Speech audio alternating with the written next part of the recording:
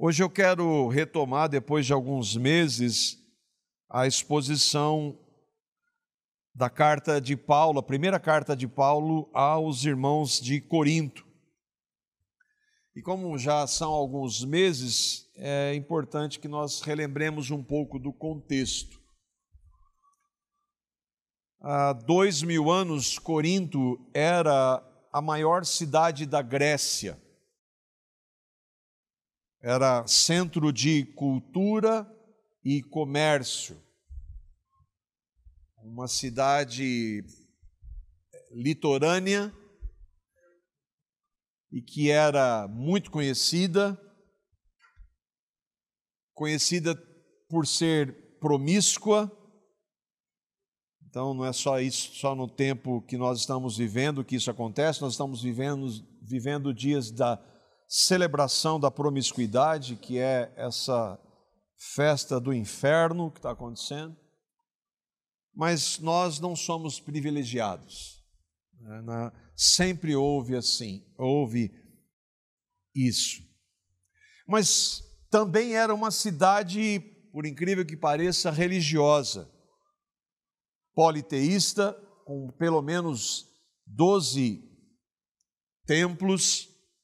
O mais famoso era de Afrodite, a deusa do amor. E a deusa do amor, uma das celebrações era que acontecia lá, prostituição cultual, orgias em nome da religiosidade. Em sua segunda viagem missionária, Paulo, o apóstolo, visita Corinto. E ele tinha um alvo, anunciar o que está escrito aqui, 1 Coríntios capítulo 2, verso 2, anunciar Cristo e esse crucificado.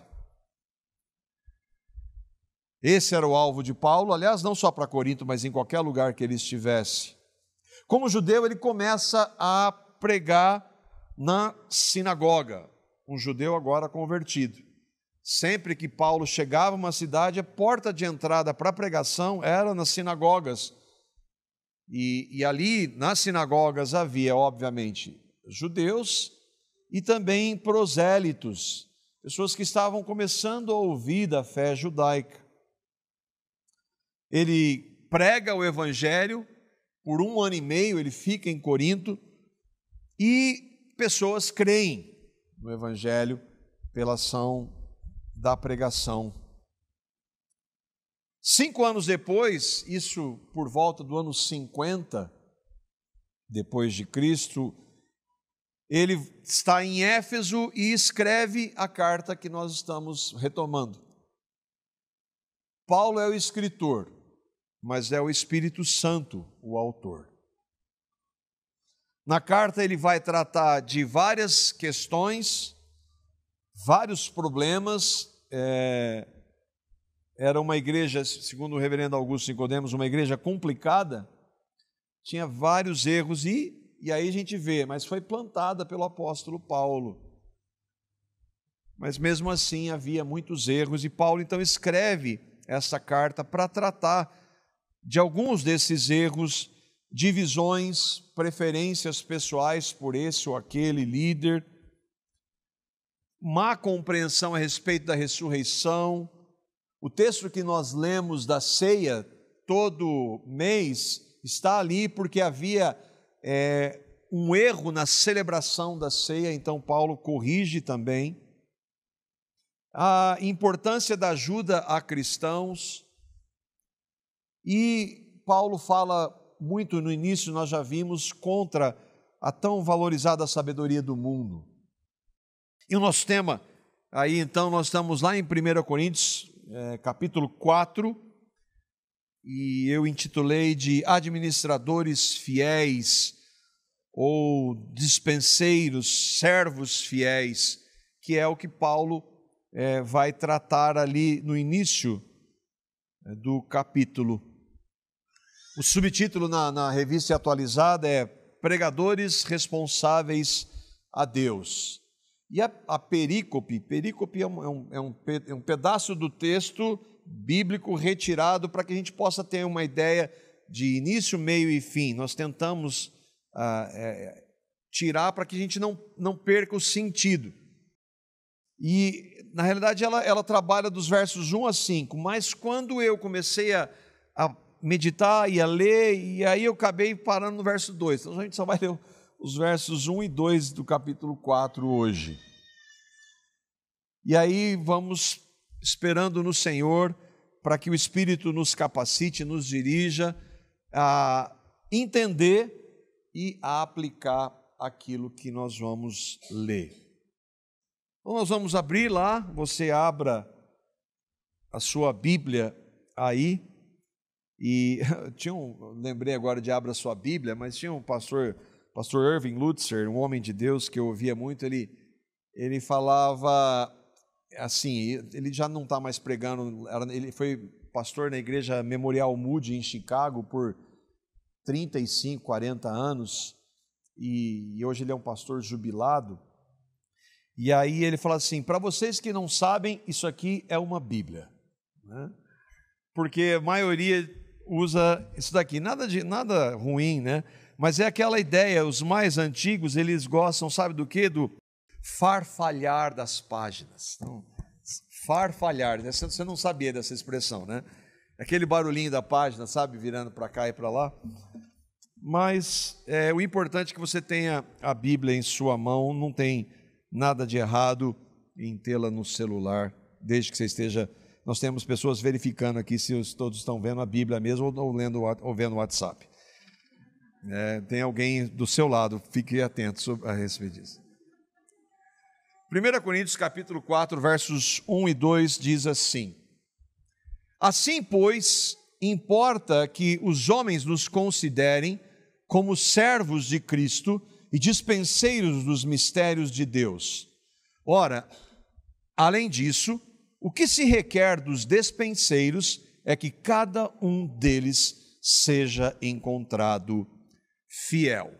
Nós vamos refletir somente nesses 2 versículos hoje.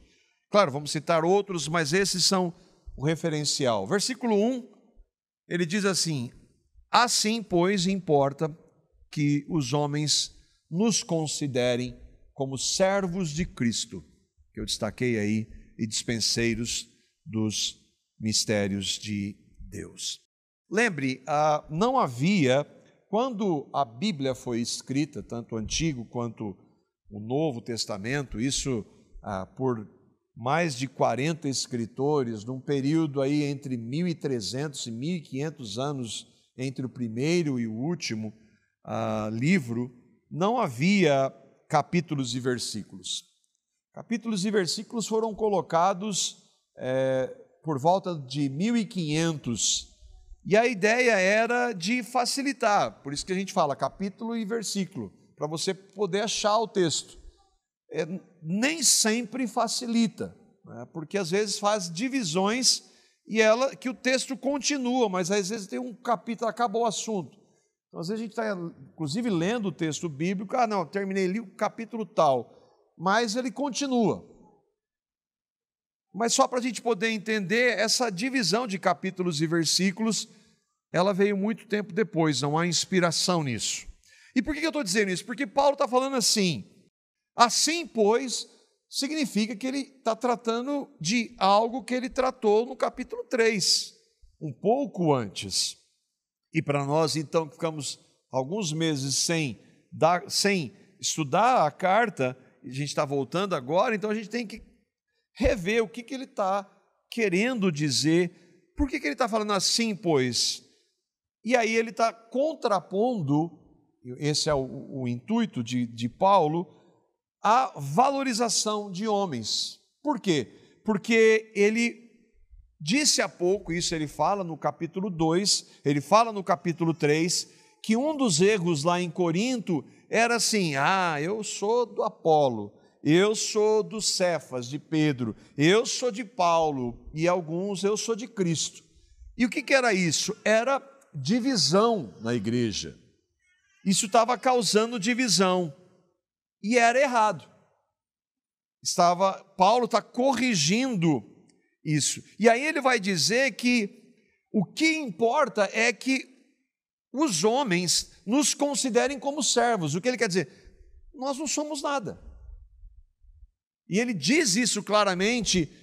Quem é Apolo? Quem é Pedro? Quem é Paulo? Senão servos. Não são nada.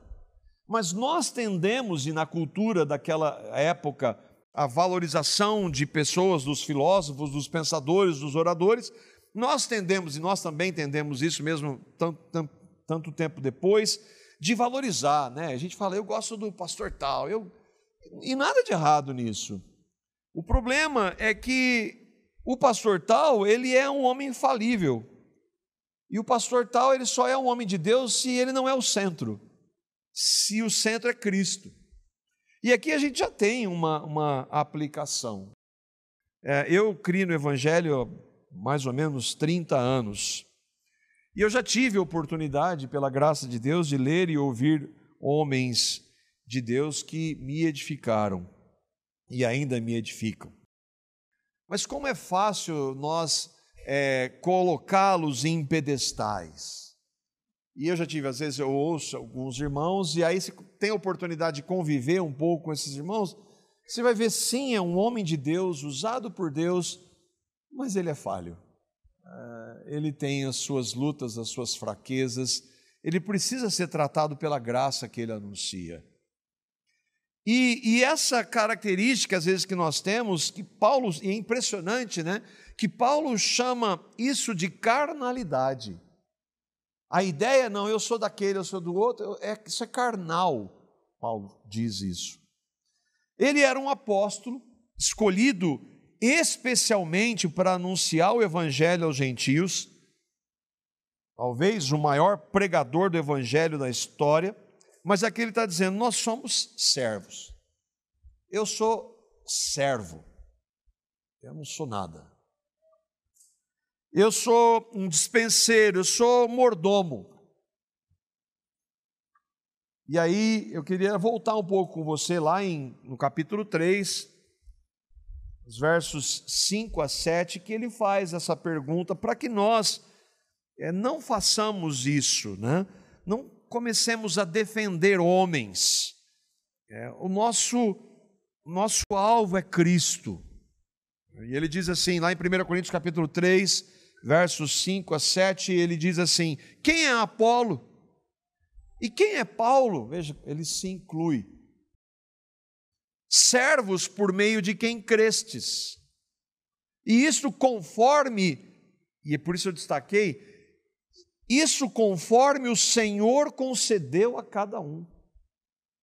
Eu plantei, lembra, ele começou a igreja, ele foi lá e pregou o evangelho. Pessoas creram, ele era um missionário. Pessoas creram, mas ele vai embora. E alguns estudiosos vão dizer que um dos presbíteros em Corinto era Apolo. Apolo regou, mas o crescimento veio de Deus. Olha como a glória e quem faz é Deus. De modo que nem o que planta é alguma coisa e nem o que rega, mas Deus que dá o crescimento. É impressionante como ele, em 3 versos, ele coloca o homem por 3 vezes no nada, e quem faz qualquer coisa é Deus. Pedro e Paulo eram apóstolos. Apolo talvez fosse um dos presbíteros lá em Corinto. Mas o que Paulo está dizendo, nós somos servos. Pessoas creram e foram edificadas por meio deles, sim, mas isso só aconteceu conforme o Senhor concedeu a cada um. Eu tenho assim, compartilhado com alguns irmãos, essa semana eu ouvi um famoso pastor pentecostal, não é neopentecostal, e ele falando a compreensão dele de predestinação e de eleição, e ele diz assim, que a graça de Deus ela não é unilateral.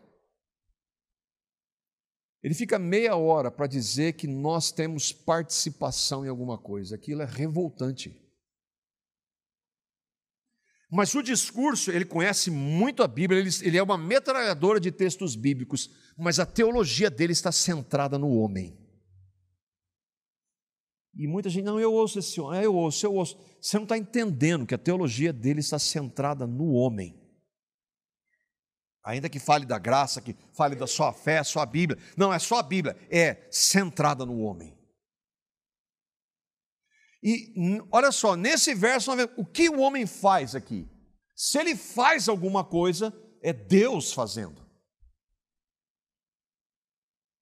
Foi Deus, quem é Apolo e Paulo? Servos, quer dizer, nós já não somos aquilo que nós somos servos, escravos. E o ser escravo foi Deus quem concedeu. O que sobra? Não sobra nada. O que sobra de glória para mim? Nada. Nós somos só criados.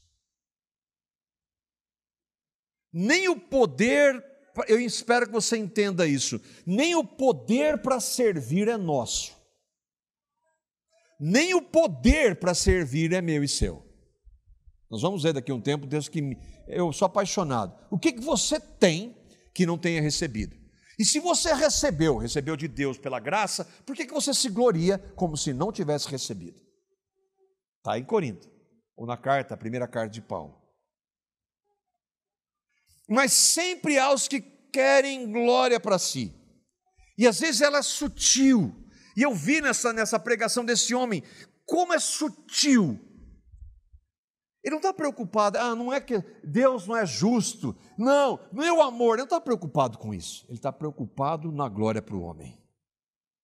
A discussão da eleição e da predestinação não tem nada a ver com amor e justiça, tem a ver onde eu entro nesse negócio aí, porque eu tenho que participar, alguma coisa tem que ser minha. Entenda, não tem nada a ver com ele, com ser, não, mas é a justiça de Deus, tem nada a ver com isso. O fato é que do início ao fim, toda a glória, do início ao fim, mesmo para Paulo, o maior pregador do evangelho da história, não sobra nada para ele. E que dirá desses aí, que querem sempre uma glóriazinha? Há sempre aqueles que querem, e assim, eu quero a glória, seja no eu aceitei na justificação, como olha o que eu fiz na santificação. E eu faço questão de dizer, eu sou sinergista. Ele não está falando da santificação. Eu não gosto desse termo na santificação. Mas você não faz? Sim, você faz.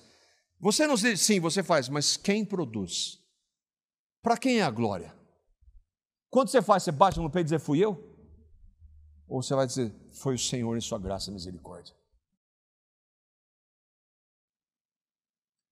Eu quero um pouco, eu quero ser digno, sabe? Ainda assim, mesmo homens de Deus, se não estiverem dependendo totalmente do Espírito Santo, vão querer glória para eles. E nós estamos tentados a isso. E sabe quando homens de Deus, quando querem um pouquinho de glória para eles, o que Deus faz? Eu preciso tratar com você porque você é meu filho. Falso profeta se incha, estufa, mas o filho ele vai tratar, não, você está querendo glória para você e eu não divido a minha glória com ninguém. Só o Deus Trino merece honra, glória, louvor, majestade, só Ele. Era como se Paulo estivesse dizendo aqui, para nós o que interessa é que os homens nos vejam assim, servos, escravos. Não é impressionante que Paulo diz assim, Deus nos colocou os apóstolos como a escória, mas os apóstolos de hoje são escória? Não. Os apóstolos de hoje, que são todos falsos, os apóstolos se vangloriam. Tem que jogar o tapete vermelho para os apóstolos passarem. Por isso eles são falsos, porque o apóstolo verdadeiro é esse que se diz, eu sou servo, eu sou escravo, eu não sou nada. Nós somos simples servos de Cristo na NVT. Apóstolos, pastores, presbíteros, eu gosto dessa definição, acho que foi a primeira vez que eu vi, foi o pastor Guilherme, nós somos menino de recado. É aquela ideia de que, e essa não é dele, mas os irmãos que contaram essa na história, é assim, eu sou aquele mendigo que achou pão e vou falar para outros mendigos onde tem pão. Nós não somos nada. O que é grande no trabalho é que nós servimos a Cristo. A grandeza não está em mim, no ofício, na minha função. A grandeza está em servir a Cristo. Ele fala também que nós somos servos, ele fala que somos dispenseiros, e aí foi por isso que eu travei aqui, era para andar um pouco mais, foi aqui que eu travei. Ele diz que nós somos mordomos, aqueles que pregam a palavra, dos mistérios de Deus. E aqui é sensacional. Às vezes nós vemos profissionais ficarem famosos por seus anúncios. Jornalistas, os jornalistas, o que eles querem é aquele grande furo de reportagem, que ele vai ficar marcado por aquela grande reportagem, aquela grande notícia que ele deu um dia. Políticos, aqueles que são bons, está difícil hoje, mas vamos lá, em seus grandes discursos. Cientistas, suas grandes descobertas. Os oradores, em suas palestras envolventes, eloquentes. Mas nada se compara a um menino de recados dos mistérios de Deus. Nada se compara. Que honra, que privilégio e alegria é ser um nada, anunciando a maior mensagem já ouvida na história.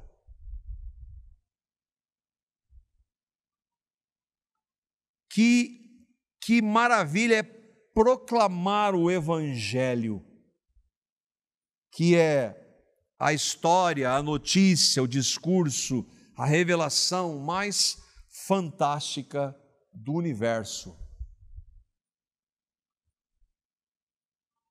Que mistérios são esses? Paulo está falando de mistérios no plural, e a Bíblia fala de alguns.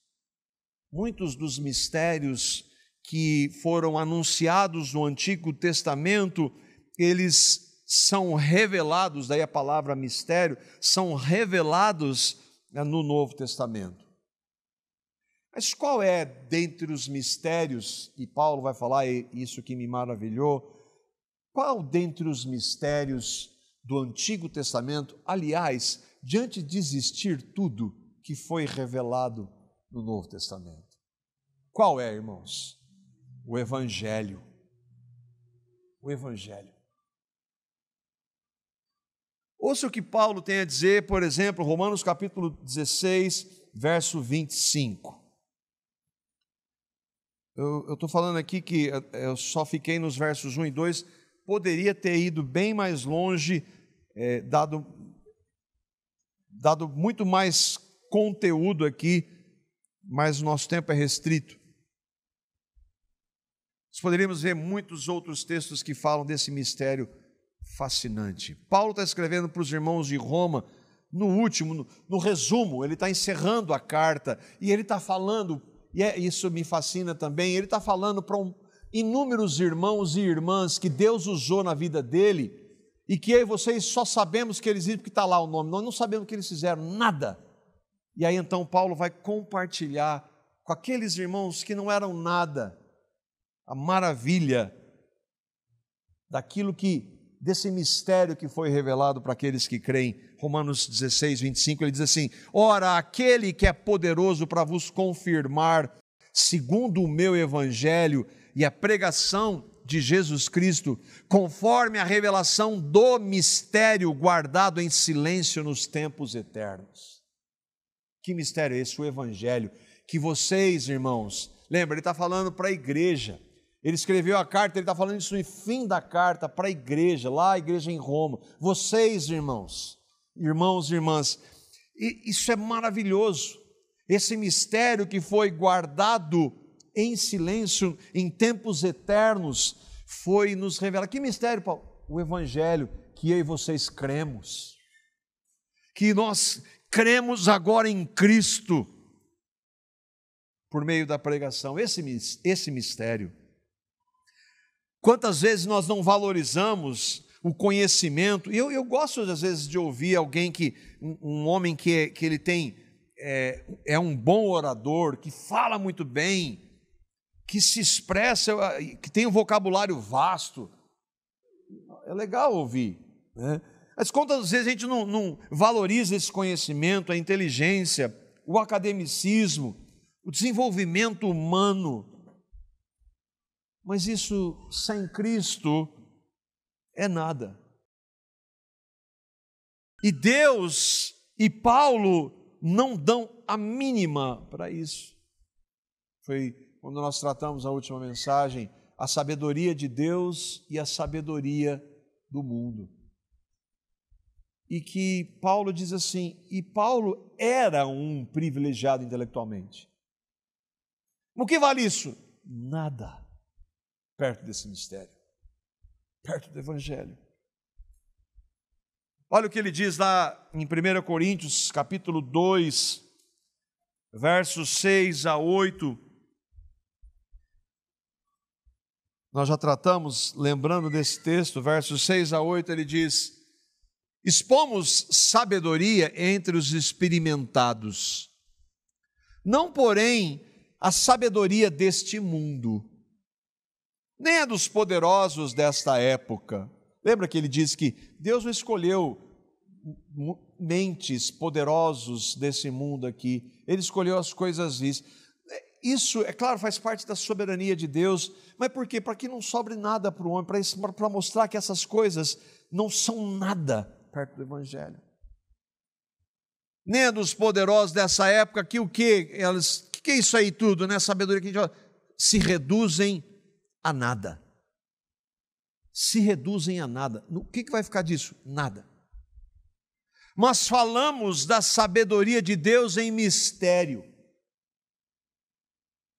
O que é isso, Paulo? Nada me propus saber entre vós, senão a Cristo e esse crucificado. Esse mistério que outrora era oculto, mas ao qual a sabedoria de Deus Ele pré-ordenou desde a eternidade para a nossa glória. Do que ele está falando, irmãos? Do Evangelho. Sabedoria essa que nenhum dos poderosos desse mundo conheceu, nem tem condição de conhecer. Pegue um cientista, um PhD, um conhecedor da letra, prega o Evangelho, ele não tem a capacidade de entender aquilo. Porque se tivessem conhecido essa sabedoria revelada no Evangelho, jamais teriam crucificado o Senhor da glória. O que a sabedoria do mundo faz ou fez, levou Cristo para a cruz.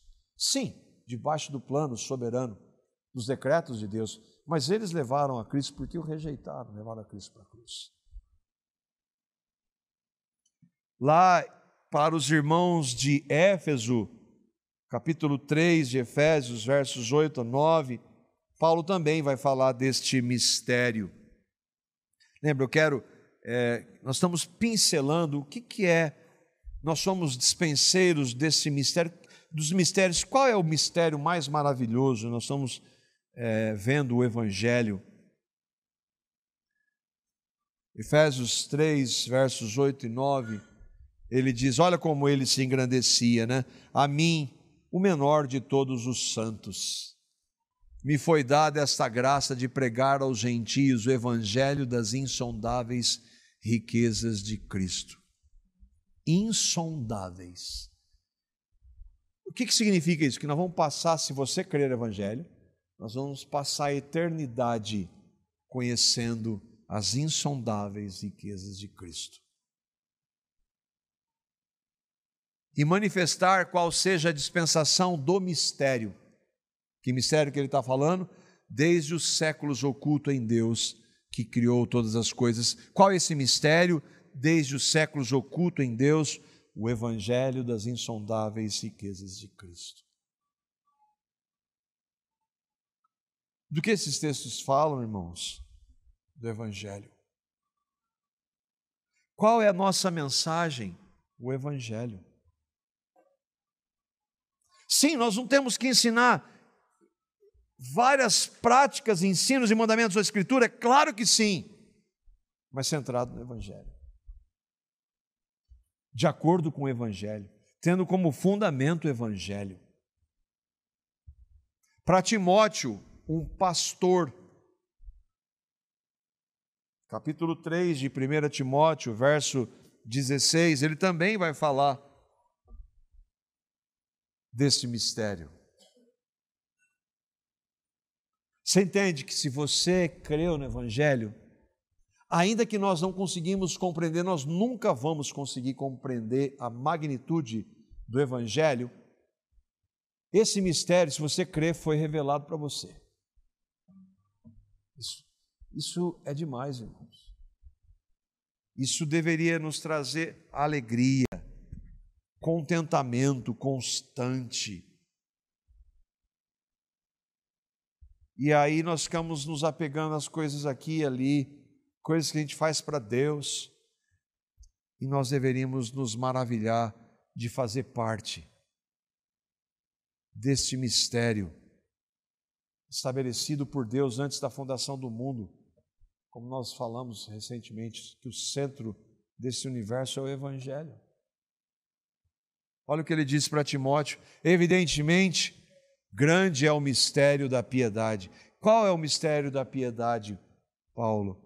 Aquele que foi manifestado na carne, foi justificado em espírito, contemplado por anjos, pregado aos gentios, crido no mundo, recebido na glória. Sabia que nem os anjos não entendiam o que era? Os anjos não sabiam que era o evangelho. Você sabia disso? Não? E tempos atrás, igrejas cantando para anjo.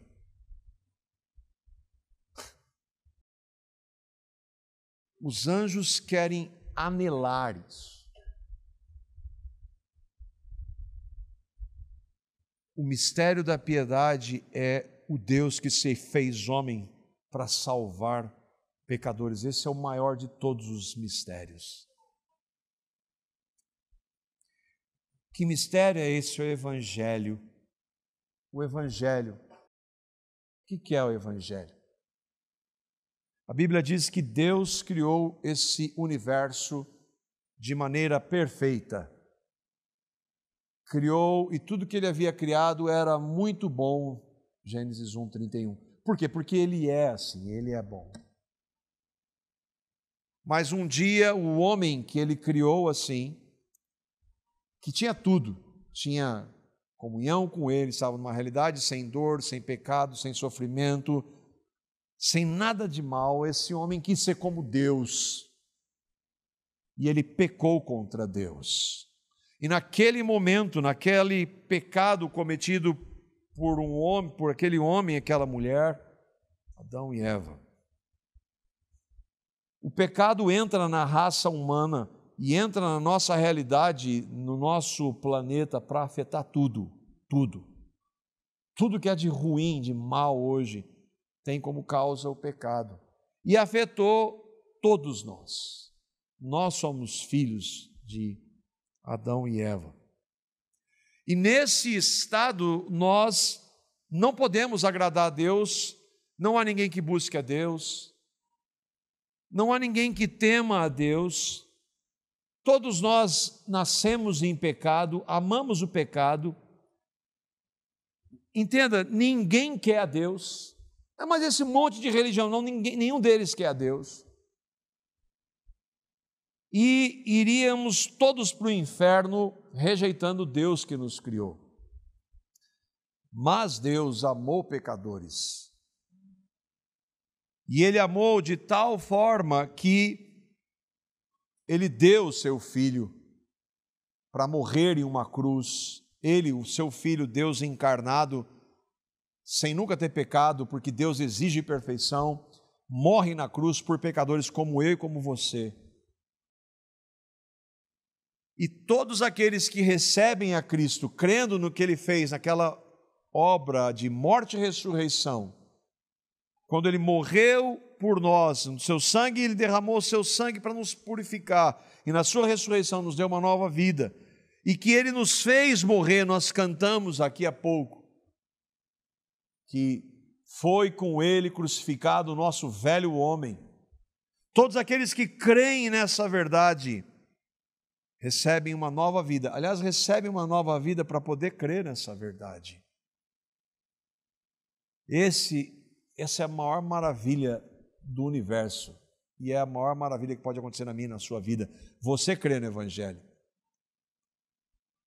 Você crê nesse mistério revelado. Nada é mais importante do que crer nisso.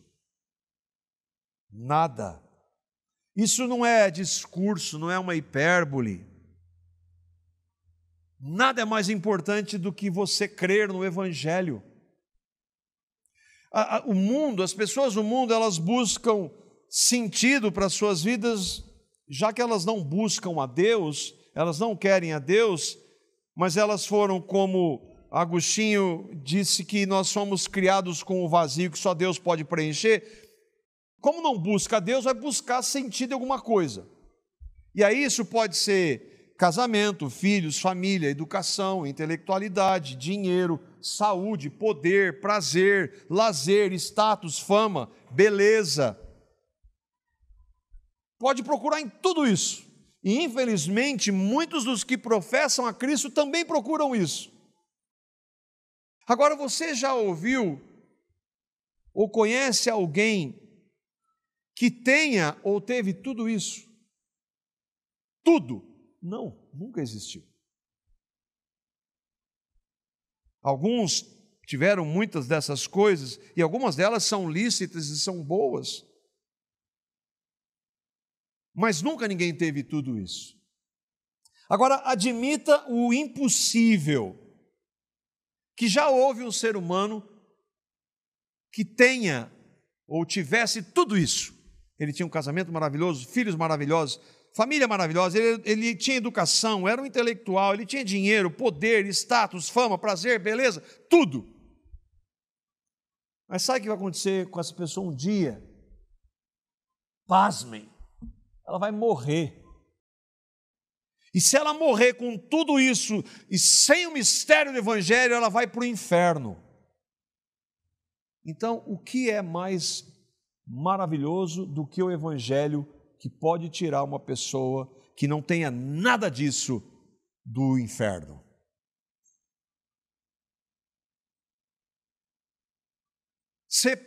E assim, e não há nada de errado, eu quero ter um casamento feliz, filhos, mas não há nada de errado, mas isso não pode ser o centro. E quantos que não têm isso, nunca vão ter, mas se eles têm o Evangelho, eles têm tudo. Você crê no Evangelho? Eu não estou perguntando se é membro daqui, mas se você creu no maravilhoso mistério do Evangelho. Paulo vai continuar, nós vamos voltar lá para o texto, verso 2, que é o título da mensagem, e que ele diz assim: ora, além disso, o que se requer dos despenseiros é que cada um deles seja encontrado fiel. Além de anunciar os mistérios de Deus, é requerido ou exigido ou necessário daqueles que se propõem a pregar a palavra dos apóstolos, presbíteros, pastores, é que eles sejam fiéis.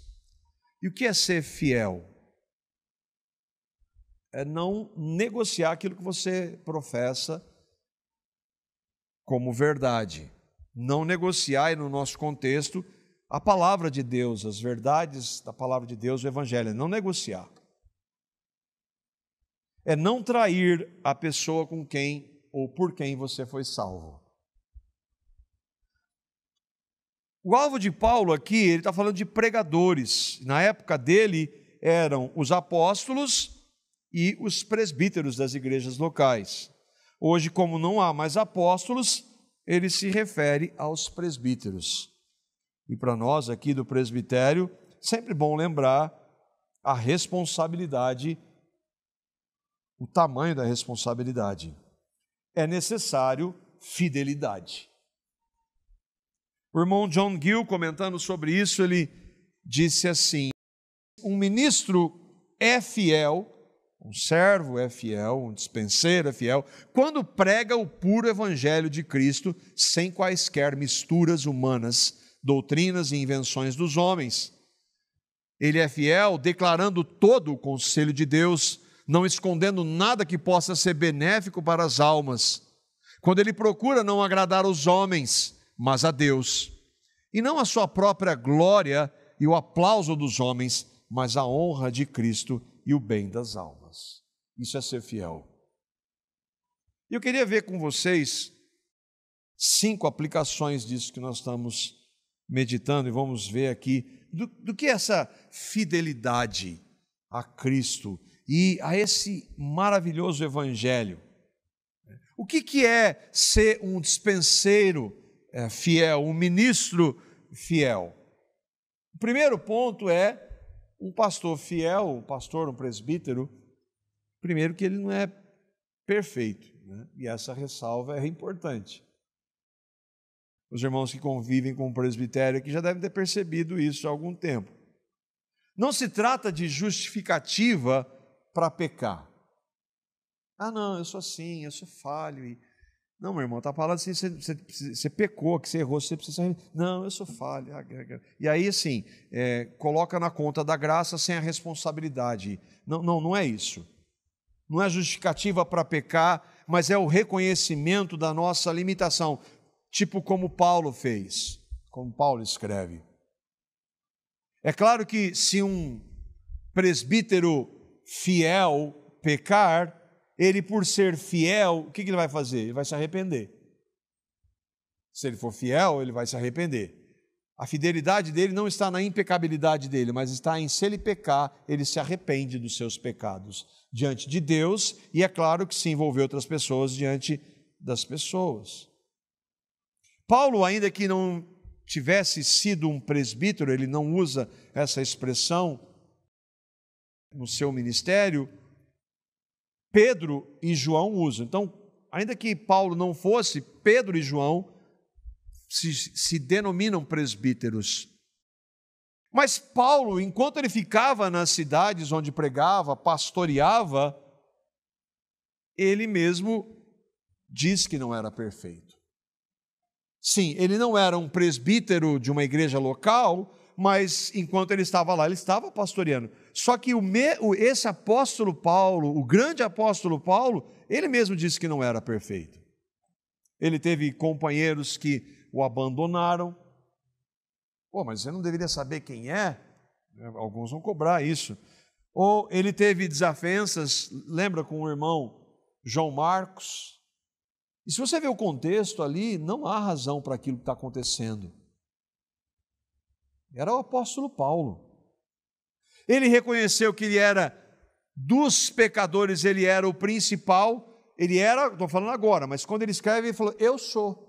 Sim, ele fala porque ele era assassino de cristãos. Mas ele não falou eu era, eu sou. Em Romanos 7, ele reconhece a sua miserabilidade. Ele diz, miserável homem que eu sou. Então, é óbvio que ser fiel não é perfeito, porque se fosse não haveria presbíteros, nem mesmo apóstolos. O segundo ponto é que um pastor fiel deve sua fidelidade acima de qualquer coisa a Deus. E esse ponto é central. Antes de ser fiel à sua denominação, antes de ser fiel a algum teólogo, Antes de ser fiel a um sistema doutrinário, a uma teologia, antes de ser fiel aos seus companheiros de presbitério, um presbítero tem que ser fiel ao Senhor. Mesmo porque todos esses demais erram, ou não. Existe um sistema doutrinário, teológico, de interpretação da Escritura perfeita? Não, nós nos identificamos como reformados. Ela é perfeita? Não, inerrante e infalível é a Escritura.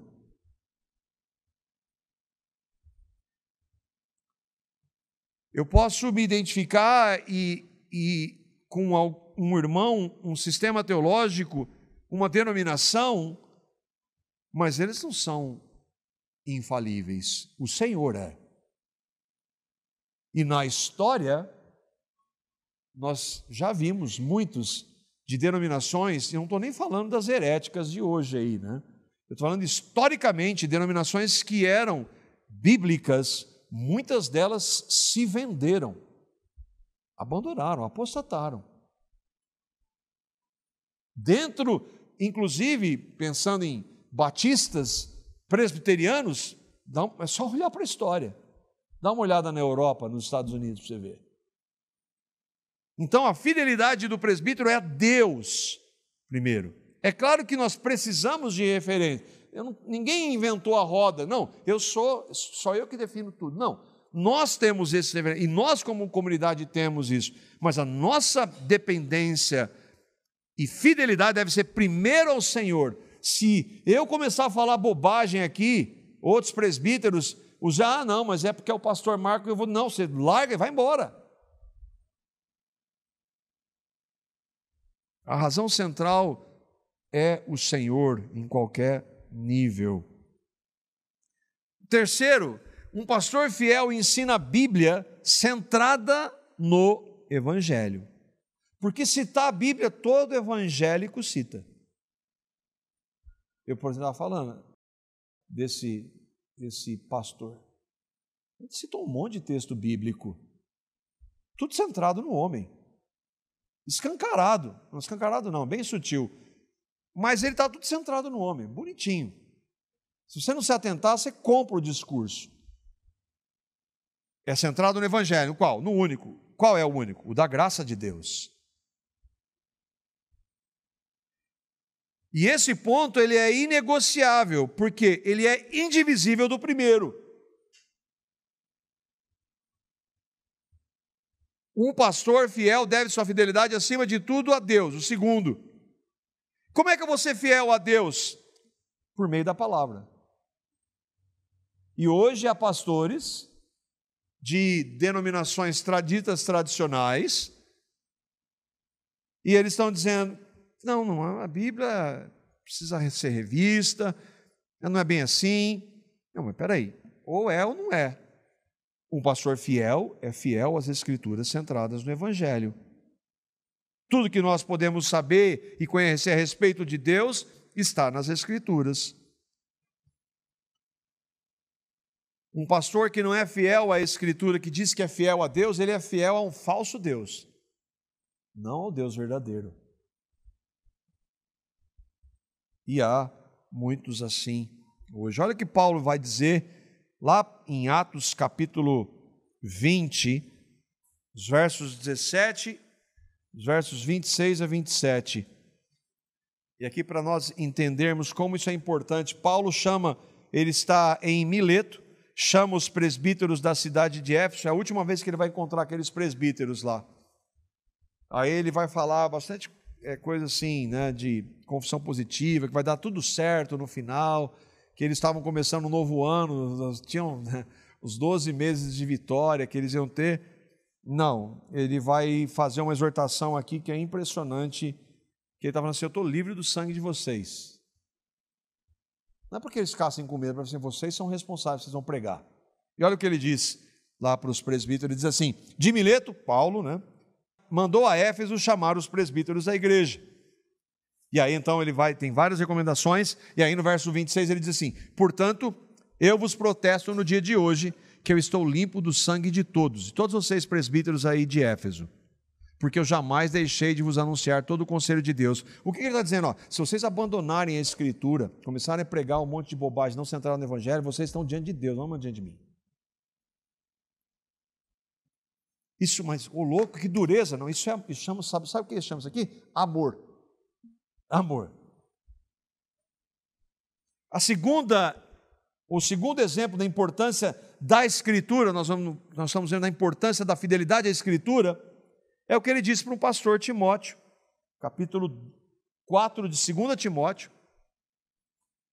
os versos 1 a 2. Conjuro-te perante Deus e Cristo Jesus. Olha a seriedade do que ele está dizendo para aquele pastor, para aquele presbítero, que há de julgar os vivos e os mortos pela sua manifestação e pelo seu reino. E aí ele quase que ele encerra e fundamenta.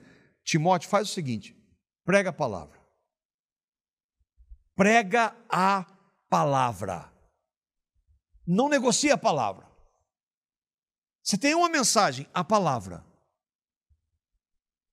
Insta, quer seja oportuno, quer não, corrige, repreende, exorta com toda longanimidade e doutrina. Pregue a palavra. Porque é pelo poder da palavra, mediante a ação do Espírito Santo, que pessoas são justificadas, justificados são santificados.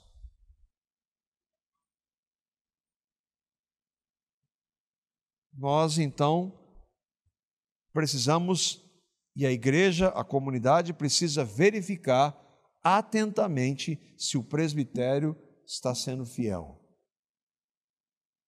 Quarto ponto, um pastor fiel é fiel à sua esposa e filhos. Um administrador, o dispenseiro fiel, ele é fiel à sua família. 1 Timóteo, capítulo 3, versos 2, 4 e 5. Eu estou destacando esses pontos do texto, obviamente ele trata de... Mas isso é bom também, né? Os irmãos que estão sendo recebidos como presbíteros, na semana que vem, se Deus quiser, tem a primeira reunião com os... Né, Maurício? A primeira reunião com os 3 novos presbíteros aí. Eles vão como ouvintes, Aí, ó, o presbítero está me corrigindo aqui, que antes da ordenação eles só vão como ouvintes, viu, reverendo Flávio? Mas isso é para nós, é claro que é para todos nós, para que nós reflitamos diante do Senhor. Olha o que Paulo está dizendo aqui, 1 Timóteo 3, 2, 4 e 5, ele diz, o bispo, presbítero, ancião, são termos intercambiáveis, deve ser marido de uma só mulher. Verso 4, deve liderar bem a própria família e ter filhos que o respeitem e lhe obedeçam. Pois se um homem não é capaz de liderar a própria família, como poderá cuidar da igreja de Deus? Ele precisa. E para que isso aconteça, é necessário que ele seja fiel à sua casa. Porque se ele não for, vai acontecer tudo isso que Paulo está falando que não pode. Não, eu sou presbítero, eu vou cuidar da igreja. Mas assim, é impressionante que a minha casa é parte da igreja também. E ela é tão importante que Paulo diz, se não cuida da casa, não pode cuidar da igreja. Se você não for fiel no cuidado com a sua esposa e filhos, você não pode estar no ministério. E por último, um pastor fiel cuida do rebanho de Deus na igreja local. Um pastor fiel cuida das ovelhas de Cristo.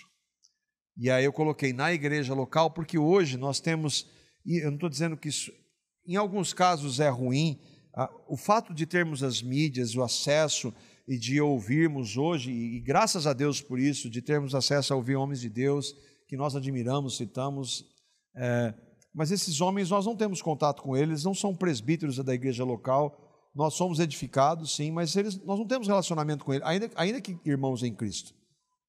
O presbítero tem um cuidado, a igreja local. Olha o que Pedro, que vai se dizer presbítero aqui, 1 Pedro capítulo 5, versos 1 a 3, ele diz desse cuidado. Rogo, pois, aos presbíteros que há entre vós. Eu, presbítero como eles. Olha, ele era um apóstolo, mas também foi presbítero. E testemunha dos sofrimentos de Cristo, e ainda coparticipantes da glória que há de ser revelada. Por quê? Por causa do mistério do Evangelho, né? O que ele está rogando? Presbíteros, vocês precisam pastorear o rebanho de vocês. É isso que está escrito aí? Não. O rebanho de Deus. Pastoreai o rebanho de Deus que há entre vós. Não por constrangimento, tem que fazer, mas espontaneamente, como Deus quer, nem por dinheiro. Hoje não existe isso. Nem por sorte da ganância, mas de boa vontade, nem como dominadores dos que vos foram confiados. Eu mando e a igreja obedece. Isso tem hoje? Não, também não tem. Antes, tornando-vos modelos do rebanho. Pastorear é cuidar, é alimentar, é proteger. E a gente sabe, a figura é do pastor de rebanho, de ovelhas, indefesas. Às vezes está o lobo lá, e ela está, ai, que rosnado bonito desse lobo. Como Calvino disse que tem dois papéis, né? Alimentar as ovelhas e espantar os lobos. E tem lobo, hein? E na internet, então, tem um monte. Agora, irmãos, o que é importante, e nós terminamos aqui, importantíssimo. Este quinto e último ponto está totalmente atrelado ao terceiro. O pastor fiel cuida do rebanho de Deus na igreja local. E como que ele faz isso? Primariamente, ensina a Bíblia centrada no Evangelho. Pastorear é fundamentalmente ensinar. Mas as pessoas têm necessidades físicas, emocionais, financeiras, é claro que tem, e é o papel da igreja fazer. Mas um monte de organização oferece isso também. Só a igreja tem a palavra de Deus e que pode transformar todas essas realidades. Ensinar o quê? Bom, o que o pastor precisa? A palavra. Prega a palavra. Ele tem que pregar a palavra para a ovelha do rebanho de Deus. Às vezes uma ovelha vai junto do pastor pedindo ajuda, orientação. E aí ela quer saber sobre casamento, ela quer saber sobre educação de filhos, ela quer saber sobre finanças, ela quer saber sobre trabalho, algumas doutrinas. Ou às vezes ela tem que lidar com pecados, com ansiedade, a murmuração, lutas na área sexual. Um pastor fiel vai fazer o quê? Ele vai mostrar, bom, o que a palavra de Deus diz é isso. Ele vai mostrar para ela. E aí um pastor fiel vai assim, mas sabe, querido, você não tem condição de obedecer isso aí por você mesmo. Você precisa do Evangelho. Você precisa do poder de Cristo para obedecer o que Cristo ordena. Lembra que ele falou? Sem mim você não pode fazer nada. Lembra que ele falou assim, para eu levar ou morrer, Paulo fala para eu levar ou morrer de Cristo, para que a vida de Cristo se manifeste no nosso corpo mortal? Lembra que Paulo disse que eu estou crucificado com Cristo e vivo, não mais eu, mas Cristo vive em mim. Então o poder para que eu possa obedecer o que Cristo estabelece é Cristo em mim. E aí ele vai orientar. Então, eu estou te mostrando na palavra, é isso. E para você poder obedecer, você precisa de Cristo. Aí sabe que você precisa dos meios da graça. Um pastor que é fiel, ele vai ter que apresentar isso. Sabe por quê? Porque ele não pode fazer pela ovelha. Ele tem que direcionar para Cristo que pode. Mas um pastor, ele não pode fazer pela ovelha. Ele vai ensinar, ele vai interceder e orar, mas ele não tem nenhum poder de convencer a ovelha de que ela precisa ir diante de Cristo para mudar. E ele não tem nenhum poder para fazer por ela. Você entende que isso é fundamental? Como é que você está diante do Senhor, diante do mistério do Evangelho, e como é que você está caminhando para viver para a glória dEle? Será que nós, como igreja, estamos vivendo assim? Será que o presbitério da igreja está vivendo assim?